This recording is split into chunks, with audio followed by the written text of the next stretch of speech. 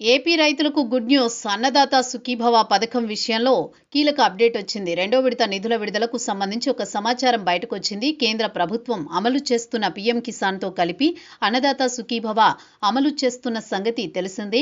కూటమి అధికారంలోకి వచ్చిన తర్వాత ఒక విడత అన్నదాత సుఖీభవ నిధులు విడుదలయ్యాయి.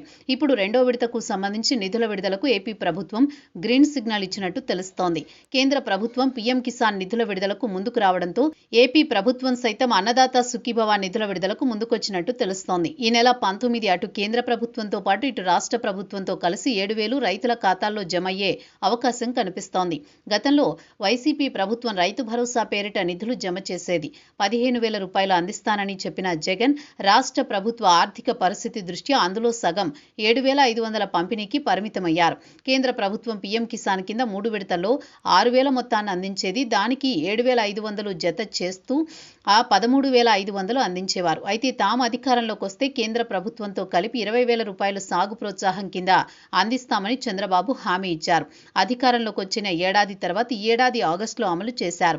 కేంద్ర ప్రభుత్వం 2,000 నగదుతో పాటు రాష్ట్ర ప్రభుత్వ వాటాగా 5,000 జమ చేస్తూ 7,000 రూపాయలు రైతుల ఖాతాల్లో జమ చేయగలిగారు. ఇప్పుడు రెండో విడత 19న కేంద్ర ప్రభుత్వంతో కలిపి 7,000 జమ చేయనున్నారు. పీఎం కిసాన్ నిధిని 19న విడుదల చేయనున్నట్లు కేంద్ర వ్యవసాయ శాఖ మంత్రి శివరాజ్ సింగ్ చౌహాన్ ప్రకటించారు.